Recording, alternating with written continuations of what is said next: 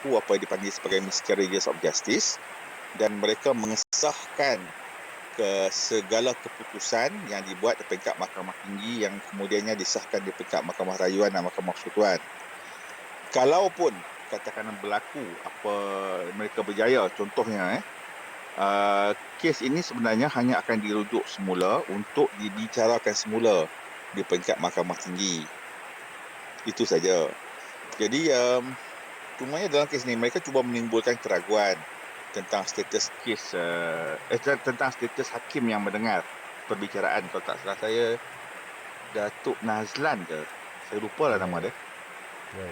Jadi mereka gagal, and then that's about it lah. Kesan dia ialah bila mereka gagal, maka kes ini stand as it is, berdiri dengan sendirinya seperti apa yang berlaku lah. Itu saja. Apa yang betul-betul nak tahu ni? Saya pun tak jelas apa yang saudara nak tahu. Nah, dia persoalan yang timbul. Okey, Ya. segelintir penyokong Datuk Seri Najib mempertikaikan, okey, ada yang kata pengampunan diraja ni adakah wajar Datuk Seri Najib mendapat pengampunan penuh? Jika tidak dapat, apakah persepsi dan naratif yang akan ni yang masalah dia. Bila dia berkonflik dengan Datuk Seri Anwar,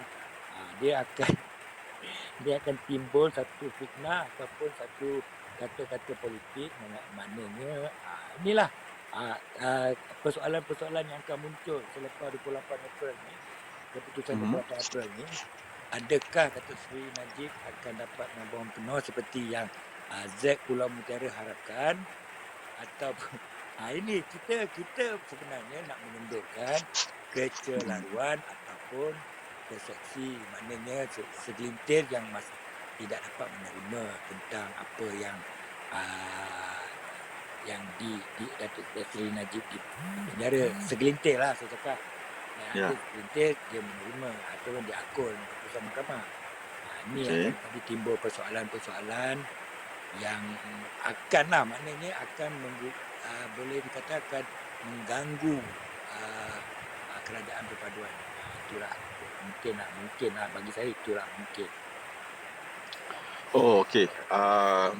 Saya rasa dalam kes pengampunan diraja ni, pertama sekali, Datuk Seri Anwar Ibrahim daripada awal, bukan saja tentang pengampunan diraja, tentang mana-mana kes yang melibatkan mana-mana pemimpin, mana-mana parti, dia dah bagi kenyataan yang jelas, dia tak mau campur. Sebab itu dia tak mengubah langsung sebarang lantikan yang dibuat sepanjang zaman PN memerintah. Kita kena ingat PN sewaktu mengambil alih kerajaan pada tahun 2020, dia ubah ramai orang kan. Tapi bila kita ambil alih pentadbiran pada 2022, kita tak ubah seorang pun. Sama ada SPRM, sama ada Ketua Polis Negara, sama ada Ketua Hakim Negara, atau hakim-hakim di peringkat Mahkamah Persekutuan. Jadi saya rasa dia memang tak mau campur, kerana dia tahu kesan kalau dia masuk campur, kesannya agak negatif, sama ada bebas atau tidak bebas. Jadi soal pengampunan diraja ni 100% purely on yang di-Pertuan Agong, yang akan dibantu oleh ahli lembaga jemaah pengampunan yang memang akan bertindak untuk menasihati yang di-Pertuan Agong. Jadi kalau katakan kawan-kawan dalam UMNO untuk memberikan tekanan, kalau Najib tak bebas, memang akan merosakkan kerajaan perpaduan. I think that is unfair. Kerana bagi saya, messaging itu salah.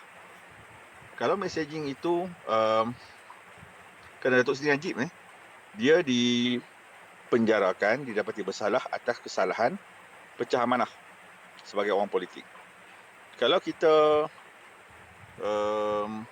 saya bercakap di luar kerangka politik, kalau kita membebaskan seseorang yang memang jelas didapati bersalah dan menimbulkan masalah kegawatan ekonomi terhadap negara, orang politik, dan kita bebaskan hanya semata-mata political alignment.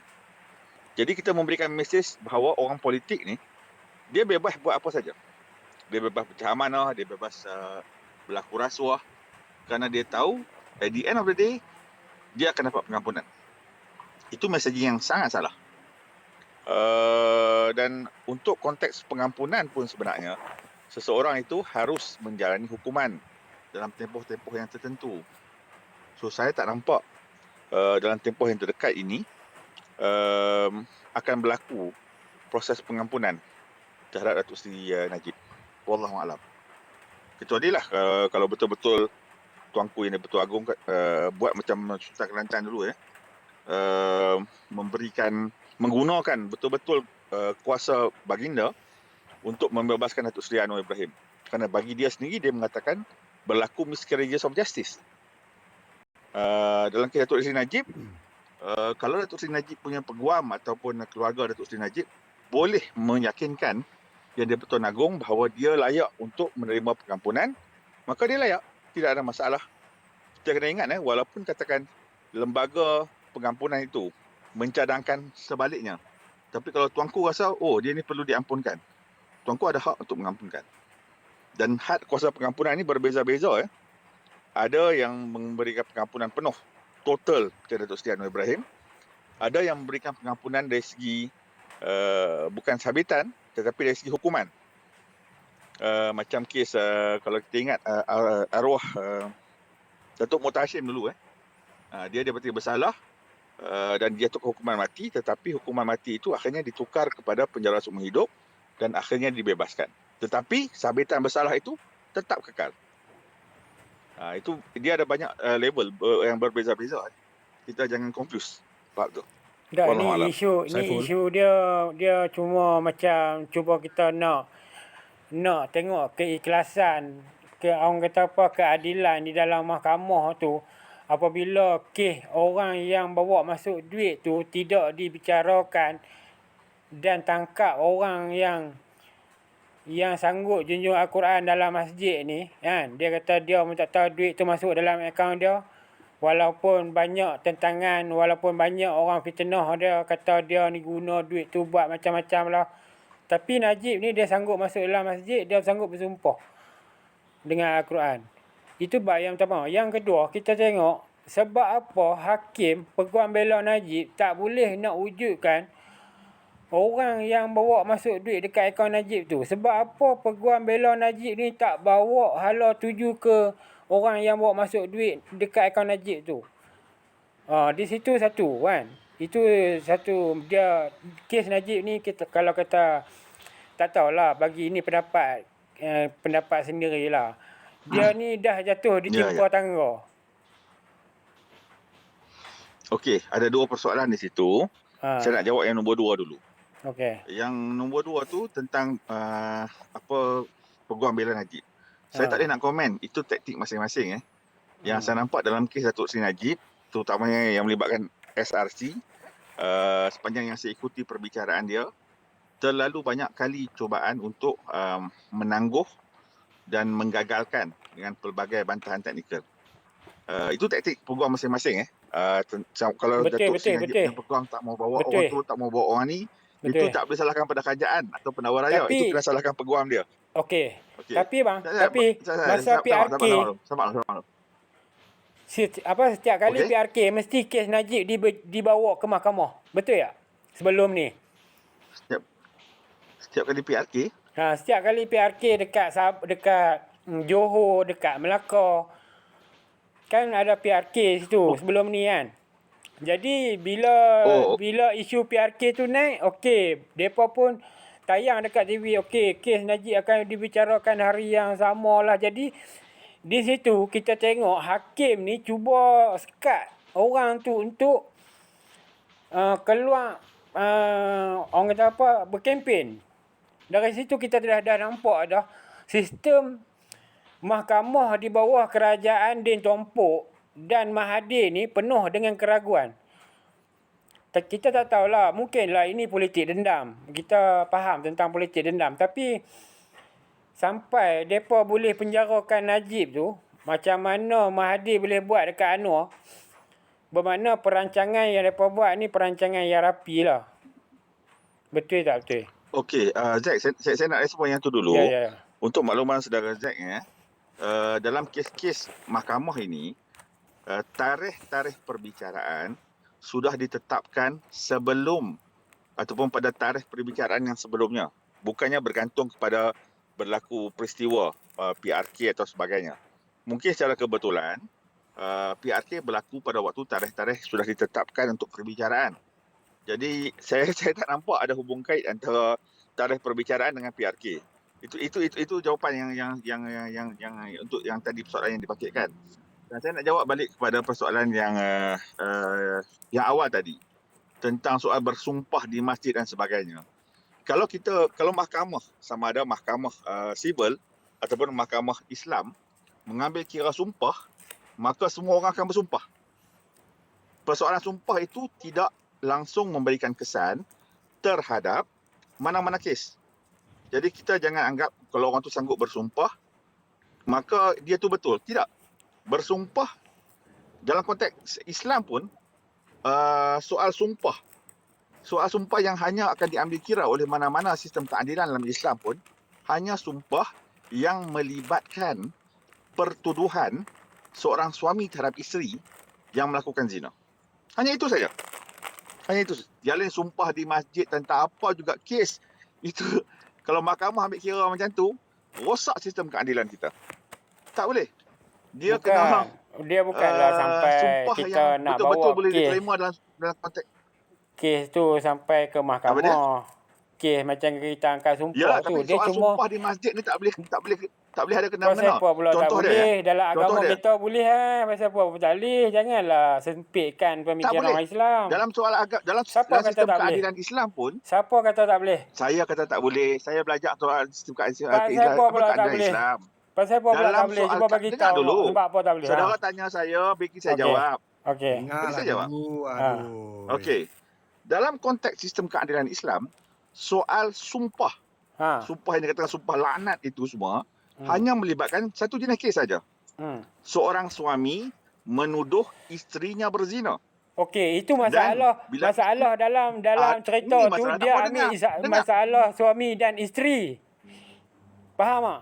Dia Yang ambil lain tak ada, masalah Syekh. Yang suami lain tak dan ada. isteri. Yang lain tak ada, Syekh. Soal sumpah-sumpah junjung Quran ni tak ada dalam Islam pun.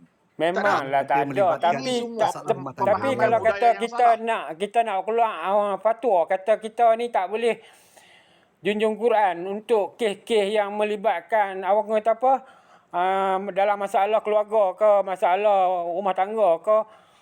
Jadi kita jadi masalah lah benda tu bila kita tak boleh nak bawa, sedangkan Al-Quran tu kita junjung Benda daripada ni kecil tak sampai ke ada besar. dalam Islam. Benda ni tak ada Memanglah dalam dalam Islam tu memanglah tak ada, tapi kalau kita takkan nak pergi tuduh kita nak bawa dia naik mahkamah ni, dia ni adik-beradik. Law guna hang junjung Quran. Kalau hang tak buat benda ni, kalau hang tak wani junjung, hang buat benda ni. Pasal apa pula hari ni kata kita tak boleh nak guna angkat sumpah tu. Sedangkan kalau kata Tak kita boleh. ni pandai-pandai, kalau kata Itu kita ni budaya pandai-pandai dalam nak buat Islam, fatwa, itu budaya tak boleh nak Melayu. junjung Al-Quran untuk dapatkan kebenaran. Itu dah sesat tu. Tak boleh. Zack, hang ni tak faham Sesat dekat undang-undang mana sebenarnya. tu? Bukan. Memang Sesat tak dekat ada. mana tu, Syekh? Zack, Kena tu belajar budaya agama yang betul, Memang, Syekh. memang. Please. Tapi Islam tu janganlah kita buat bagi payah. Sebenarnya Islam tu mudah. Jangan buat bagi dia jadi payah. Islam tu mudah. Tetapi angkat sumpah ni tidak wujud dalam Islam. Memanglah Melainkan kes itu yang dalam melibatkan Islam. pertuduhan Yang suami kita dan isteri. bercakap ni tentang Najib. Tentang dia nak Kalau macam dia ni lah. nak dia Macam nak ni lah, mahkamah, contohnya. dia nak mahkamah yang adil. Dia tak minta dia dibebaskan, dia minta mahkamah yang adil. Yang hukum dia ni Susah adalah sangat. mahkamah yang adil, tapi hakikat dia Susah nak explain, orang tak faham. Susah saya. tapi Saya sebab tu hakikat dia kalau saya nak tapi terangkan, saya terangkan berdasarkan pada hukum dan ilmu yang saya belajar. Saya tak terangkan berdasarkan pada kepercayaan songsang orang tentang hukum agama atau keadilan undang-undang. As simple as that. Kalau saya bukan nak bahas dengan saudara pun. Saudara tanya, saya jawab. Saya bukan nak pertahankan Najib atau nak pertahankan sistem besar apa pun. Saya cerita apa yang ada. Itu saja. Kalau kita nak sumpah, saya ambil contoh. Host kita ni. dituduh mencuri atau menggelapkan wang. Dia sumpahlah macam mana pun, benda tu tak diguna pakai dalam mana-mana sistem keadilan. Baik Betul. civil maupun Islam. Kalau semua orang boleh bersumpah dan sumpah dia tu harus diambil kira, maka rosaklah sistem keadilan. Orang yang memang tak kisah, sumpah apilah. Dia tak sumpah. Yalah, kalau kata kita nak buat macam tu, kita kena guna sistem hudud yang Haji Hadi nak bawa tu. Apa Hudud bezanya pun tak boleh, Syekh. Ha. Dalam hudud yang saya kata tadi, persoalan sumpah ini hanya berkaitan pertuduhan seorang suami kepada seorang isteri. Itu saja. Yalah, je. bukannya kita nak bawa kes tu Hudud bukan dekat macam tu, mahkamah ni untuk terbuka, untuk orang kata apa, media sosial, penyokong-penyokong dia bahawa dia ni tak terlibat. Faham tak? Kan saudara cakap saya Jauh tentang persoalan hukum. Ha. Bukan persoalan politik. Saya tak cakap Ya. persoalan politik. Please. Tapi dia kena Ini patah persoalan balik hukum. dekat Takkan Najib saya tau. nak Dia kena putar patah balik balik hukum. dekat Najib. Jangan pusing jauh sangat. Kita tak mau. Kita nak straight to the point. Betul Ha, lah tu. saya to the point lah ni. Huraikan. Memang tak ada. Mana ada sumpah dalam hukum hakam kita kecuali untuk Dalam Islam tak ada benda-benda rumah ni. tangga. Pertuduhan suami isteri. Yalah, hak tu melibatkan suami isteri. Takkanlah Ini hukuman kalau kata undang-undang dalam melibatkan negara kita aib keluarga. Nak Tak betul tak point ni. Zack. Janganlah kita bandingkan angkat sumpah tu macam kita boleh lawan dalam mahkamah. Itu semua orang kata sesat. Dengar dulu. Adakah hang nak kita undang-undang dalam negara ini diubah semata-mata untuk Tengok. Dia boleh fikir bebaskan ambil tu Najib? balik mbak ni. Pisau karat. Aduh, bening. Itulah pasal. Bening lah pisau karat ni. Kita cuba nak patah balik dekat kes Najib tu. Bukan kita nak pergi bahas tentang... Tak. Masalahnya hang cakap kenapa tak percaya kat sumpah Najib. Itu Ya. yang Saiful tengah uraikan. Tak ada istilah sumpah dalam undang-undang. Memanglah. Tapi kita tengok hari ni daripada pemimpin nombor 1 sampai nombor 5 berani ke junjung Quran dalam masjid? Itu tak ada hubung kait dengan kes mahkamah. Dia kita tak junjung mau Quran pula. dalam Kita tak mau masjid bawa ni kes dari yang awal tadi. Kita dah tak cakap ada jangan kita kena-mena langsung bawa dengan kes agama. yang junjung Al-Quran tu masuk mahkamah. Tapi mereka cuba nak spin. Bila kita cakap benda tu, mereka kata orang tak boleh pula. Orang tu macam mana? Betul tak? Dah memang tak ada dalam hukum Islam. Memanglah tak ada lah hukum Islam. Tapi kita nak kembali dekat kes Najib tu. Kita tak maulah pergi bahas bab hukum angkat sumpah tu. Tapi hakikat dia kita boleh cerita siapa yang terlibat. Apa pemimpin-pemimpin kita ni. Apa yang berlaku di zaman pemimpin-pemimpin kita ni. Setiap pemimpin tu dia ada baik buruk dia dalam kerajaan tu sendiri. Termasuk ekonomi. Boleh faham? Host, saya minta tolonglah host. Sebab saya rasa sahabat kita ni dia tak boleh nak faham. Jadi tak guna saya nak sembang apa pun. Saya minta tolong. Okey. Terima kasih. Okey, terima kasih. Sama. Pening. Habis lagi buka-buka pening tu lah. Tu dia.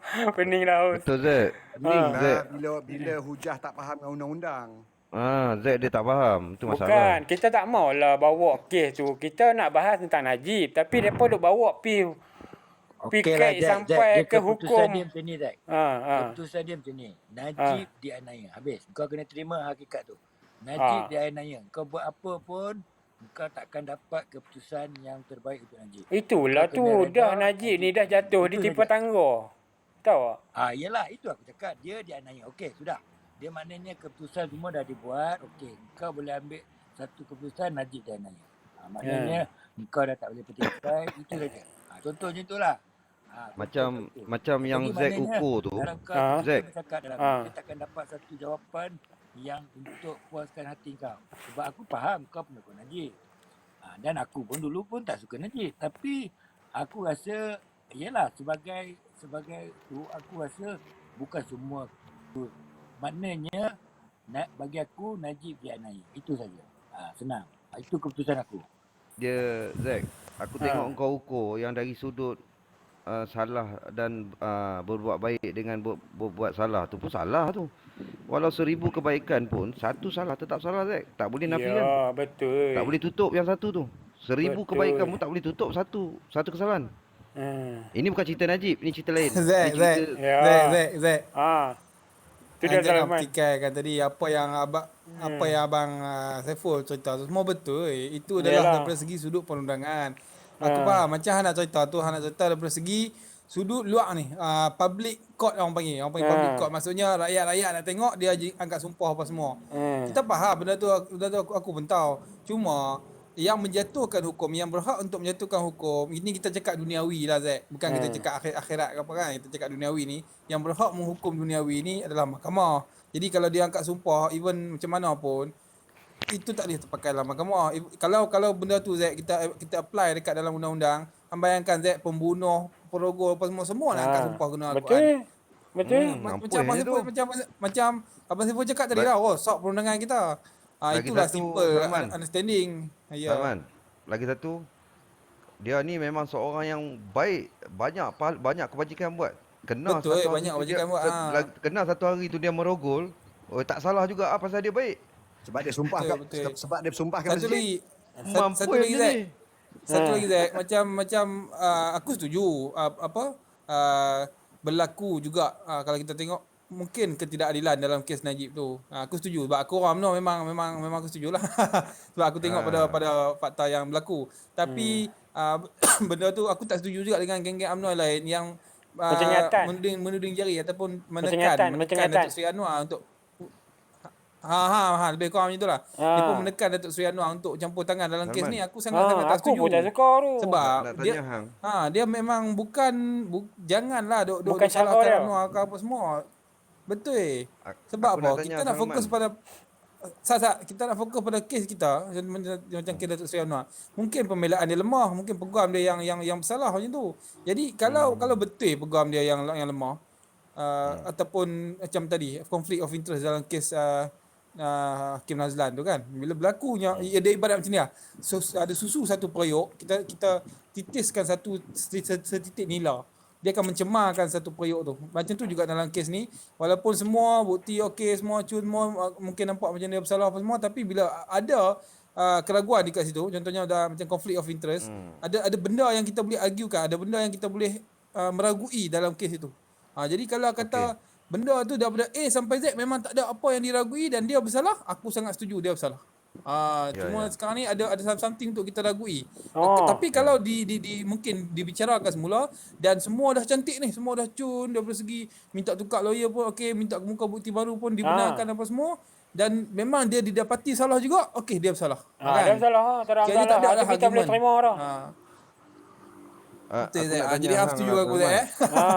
Ya. Aku nak tanya Aku nak hang. tidur. Hang punya Aku nak tidur lah tadi. Aku tengok Zack duk cerita Sampai lari banyak berguam lupa tu, tu. ada kesian ada Ni, pening aku tu. nak tengok. Tapi aku nak tidur lah. Sekejap lah.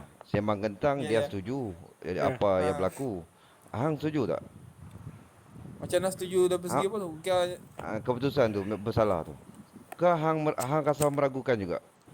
Aku meragukan juga. Cuma Meragukan juga yalah lah. kalau aku serahkan dah kepada kebijaksanaan yang di-Pertuan Agong, macam Abang Saiful cakap tadi. Setiap bandar dalam negara ni tak kisahlah Datuk Seri Najib ke siapa ke, depa berhak mendapat bukan mendapat lah, berhak kena ada juga hak depa untuk kalau diberikan pengampunan tu, tak kisah siapa pun berhak diberi pengampunan. Tapi di atas kebijaksanaan itulah lembaga pengampunan tu untuk menasihati yang di-Pertuan Agong. Kalau yang di-Pertuan Agong sebab apa tau? Tadi aku sembang dengan guru UMNO juga dan aku cakap aku percaya Datuk Seri Anwar ni, sebab Datuk Seri Anwar ni memang dah berada dalam keadaan itu. Maksudnya ketidakadilan tu memang berlaku dekat dia dulu ni. Jadi dia memang dalam tu. Sebab tu kita jangan salahkan dia. Dia akan nampak kalau kata betul macam ketidakadilan Atas tu ni dia berlaku, buta. dia takkan duduk diam. Depa tak faham. Depa tak faham Zack. Atas Tak ni apalah. tak faham. Jadi Tak apalah. kalau kata Datuk Seri Anwar nampak berlaku ketidakadilan tu, dia takkan duduk diam sebab dia Perdana Menteri yang kita cakap adil. Jadi mungkin dia akan menasihati dalam lembaga pengampunan ke apa ke, kita tak pastilah. Tapi cuma mungkin benda tu tak semudah ABC. Dia akan memakan masa juga sebab tak silap aku betul macam Abang Saiful cakap tu, cuma aku tak ingat berapa tahun yang perlu menjalani dilaksanakan hukuman tu. Aku tak ingat jalani hukuman. Aku tak Tak ingat apalah, berapa itu tahun. Tapi cerita aku Noah. baca itu. Itu cerita Noah, tak apalah satu side. Yang satu side yang aku tanya tadi, pada hang soalan aku, wajarkah meragui dan wajar dibebaskan. dibicara semula pada engkau. bicara semula tu aku rasa dah tak boleh dah kan. Option tu aku rasa dah tak boleh dah lepas dah. Wajar so kalau pada kau meragui dan sepatutnya kau nak macam mana kalau pada kau lah. Kalau pada aku memang aku nak sangat dibicarakan semula, tapi kalau option tu ada, alhamdulillah lah, boleh lah kita gunakan option tu. Tapi kalau option tu tak ada, Kena bebas lah. Kalau ada, aku ingat mau lah. last pengampunan. Kalau ada aku maulah perbicaraan yang sangat-sangat adil. Yang fully adil lah, bukan yang sangat-sangat adil. Yang fully adil lah. Bukan adil tu maksudnya sampai Najib tak bersalah. Tak. Kalau dia bersalah, dia bersalah. aku macam tu. Okay. Tapi janganlah Aku kita harap buang itu. dia dalam Sembang penjara Getang. kalau kata orang tak Sembang Getang bersalah. macam mana? Saya Sembang Getang. Kalau Sembang Getang macam mana? Rasa puas hati ke yang keputusan? Kau